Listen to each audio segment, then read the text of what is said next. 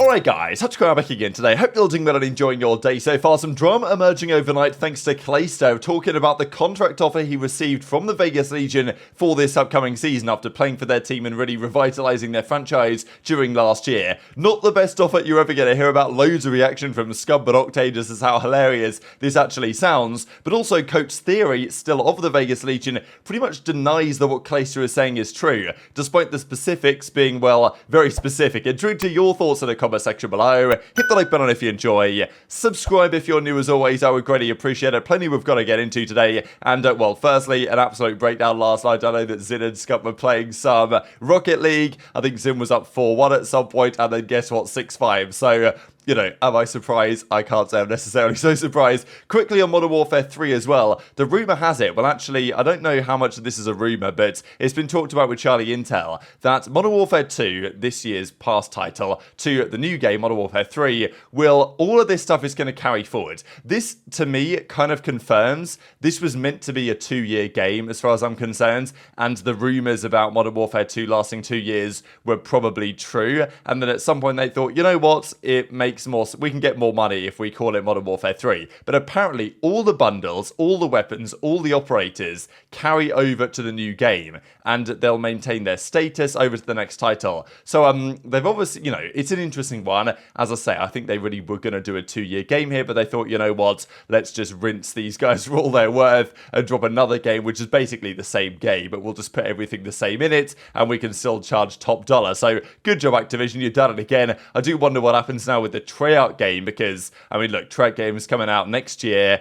If there's any game that I'd want to be a 2-year title, it'd probably be that one, to be honest. So we'll see how that one goes. But this is also interesting that all the weapons are going to be in the game, because we're going to have the TAC, we're going to have the Vaznev in the game. That was the meta this year. Are they going to change, you know, are they going to completely change up the dynamics of the guns? Because the pros will use whatever's best. So if the TAC and the Vaznev are still the best guns next year, that's what they're going to use, which I don't want to see, really. I want to have a brand new meta, and surely the developers will think, you know what, let's just change up. Obviously, you'd think they'd add new weapons to this as well, so you would imagine that probably next year we have different viable weapons, and maybe if they've got all the MW2 guns and all the MW3 guns as well coming into the game, then maybe there is a way that we could have more than just 2 guns in the meta. I'm not keeping my hopes up, because it's going to be the same thing where you just chuck all the attachments on and one gun just dominates, or at least is a predominant weapon in those situations.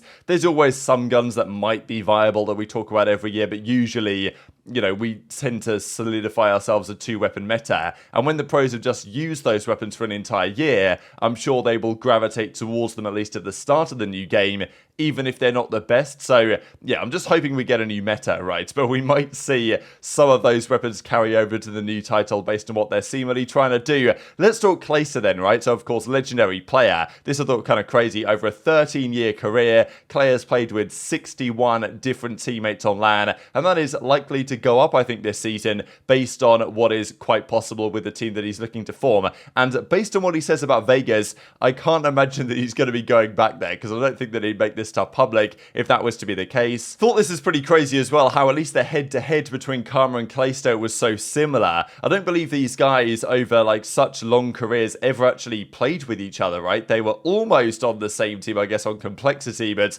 Clay got dropped, Karma came in, and yeah, 24 championships for Karma, same finals appearances actually, both 3-time world champions. Yes, Karma's, all of his were on LAN, average placing 1 in 6 CODs, 1 in 5 CODs, relatively similar, and then head-to-head 33 to 32. So yeah, legendary players. Karma's got to edge it as far as I'm concerned, but definitely a close one. But Vegas this past season were, as I said earlier, revitalized by Clayster. He comes in, he had a lot of great moments. He was, I mean, honestly, Vegas were pretty much the fan favorite team outside of OpTic for a large part of the season. They were getting all the support. The crowd wanted to see them make the run. Whenever they played a team that wasn't OpTic, then the fans generally were on their side, and they made some phenomenal comebacks, such as the one against Los Angeles Thieves, that lives very strong in the memory. But we know that Vegas, don't tend to pay the best salaries and don't tend to really operate like a great organization, as we've seen over the last couple of years. Even Nagafen, right, who I think stepped in as one of their coaches in the most recent season, I don't even know if they were paying him necessarily, and I think that's been the case as well, where like some coaches for Vegas have been basically volunteers, which is not exactly what you'd expect from a seeded organization, but they came in, these guys, you know, Drew McCourt and the boys that run it over there, I guess with the intention to actually make money out of this thing, and then they realized within the first year or so that it wasn't really going to happen. And Clay was at the start of last season giving them some credit and saying, well, the way that Vegas run their franchise is probably as close to being profitable as any franchise is. And, you know, he might be right about that. They might be losing the least amount of money by the way they structure things, but it doesn't mean that they're setting themselves up for success in the medium to long term. Maybe for Vegas, it's a plan of like just suffer through, lose as least money as possible, and then try and sell it when we can. Or maybe the CDL situation changes, we go back to a more open system when Microsoft come in. That's possible as well. But Clay was there for a season, and there were times where he would defend his organization. Makes sense. When you're playing for an organization, you probably want to defend it. But at the end of the season, right, all the contracts get released, so Clay is at the end of his deal. He's now looking for a new deal, and I don't expect that he's going to reveal this about Legion if he's going to sign a deal there and go back anyway, because he's obviously not going to accept this offer that they've given him. So I would say that this leans me more towards believing that he's probably going to be joining Los Angeles Guerrillas. That's the present rumor at the very least, as well as that maybe, I think even Ben mentioned this on stream a long time ago now, or in a video or something, that he reckons Clay to Guerrillas was the most likely. That's several weeks ago, and still seems that way to me as it stands. Attached, all these other questions might make sense. But Clay says that for this upcoming season, they offered him 33% less salary, which also confirms they were paying him more than a minimum, which is, honestly, I don't think many players that have ever played for Legion could have even been offered a salary reduction because they're getting paid the minimum. But, you know, Clay was getting paid, we don't really know, let's say 100k or something, but there were rumors that Clay was getting paid by Vegas at least more than the minimum, and that's now pretty much been confirmed because they were trying to cut his salary. But in addition to cutting his salary, they wanted for this upcoming year to bump up his responsibilities and effectively make him the team's partnerships manager. So when they came back this year, me and MWIII had a call, and he basically said, like, I'm going to offer you 33% less money, but you can also take on the role of partnerships manager for the Legion, and you can go out and get us sponsorships and partnerships, and anyone you get for Legion will give you like 50% of it.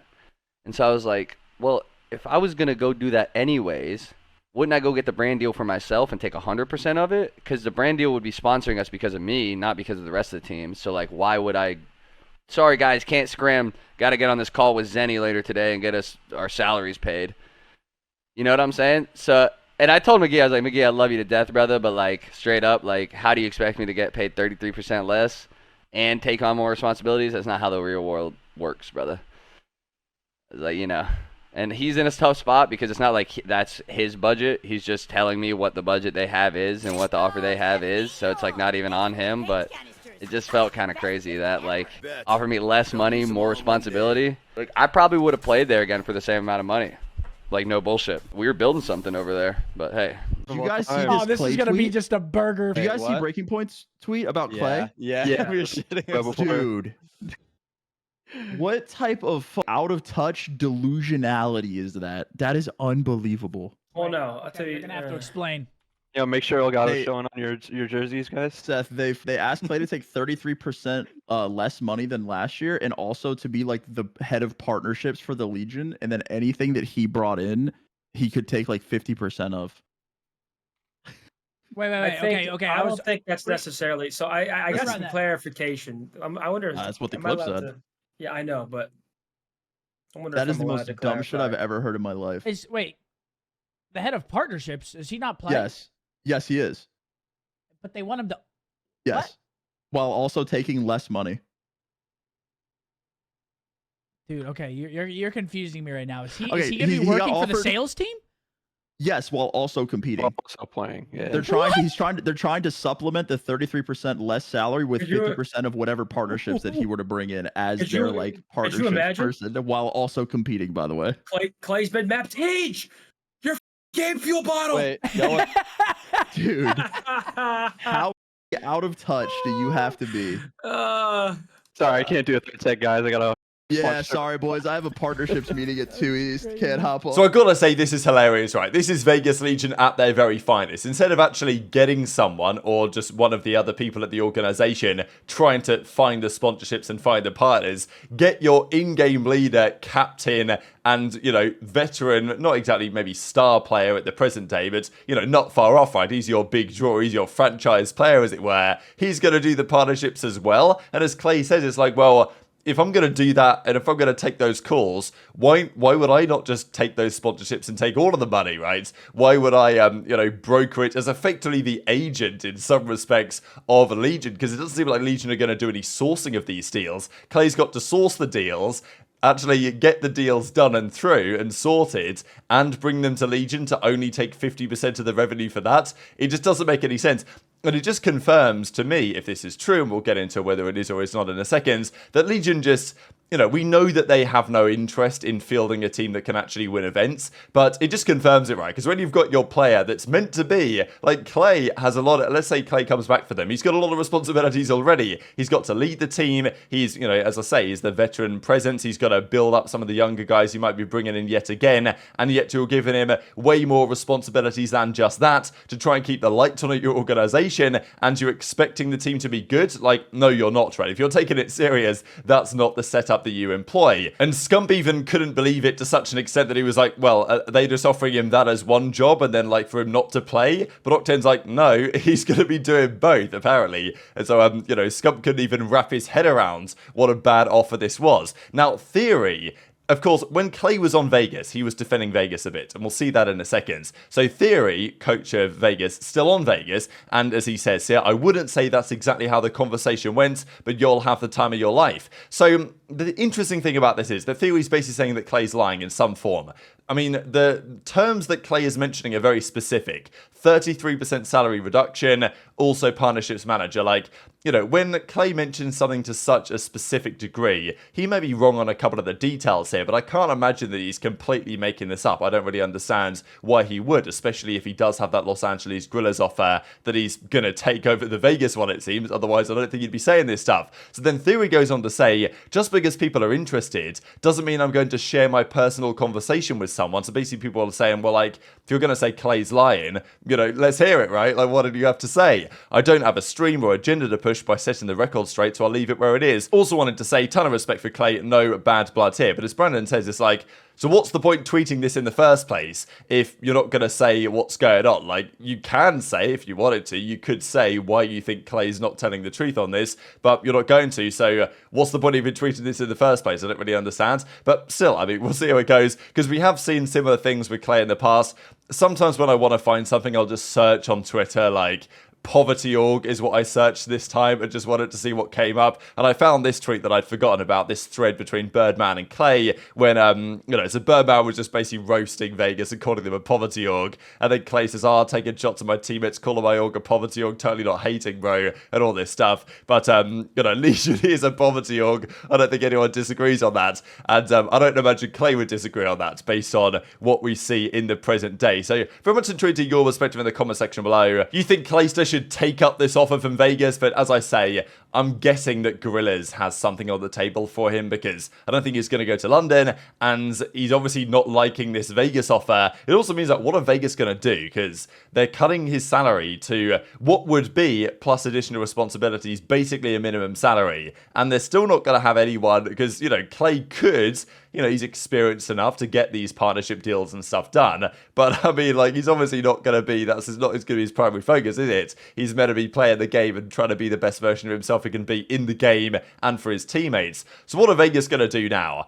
As I've said before, they should be able to find solid enough players when they form their roster in like a few months' time, let's be honest. But they're going to lose Clayster, it seems. They're going to lose their talisman. They're going to lose one of the reasons why they're actually a supported team. And the thing is, if Guerrillas get Clay, they probably become like the fourth most supported team, or like they'd be in the ballpark, you know, because people want to see Clay succeed. Very interesting stuff. Intrigued to your thoughts in comments below. Could be a good business move from them. And just finally to close out this breaking point, say the three greatest competitors competitive COD maps of all time.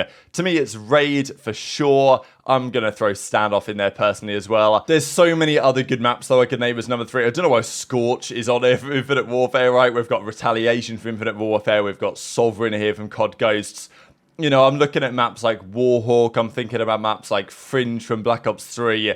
I honestly might throw in, probably my favorite other map that I played on was something like Biolab from Advanced Warfare. I thought that map was so good. Obviously only worked for that game because of the advanced movement and stuff, but yeah, shout out to Biolab because that was the map as far as I'm concerned. Very much intrigued to your thoughts in the comments. Hit the like button if you enjoyed, subscribe if you're new, take care, and I'll see you next time.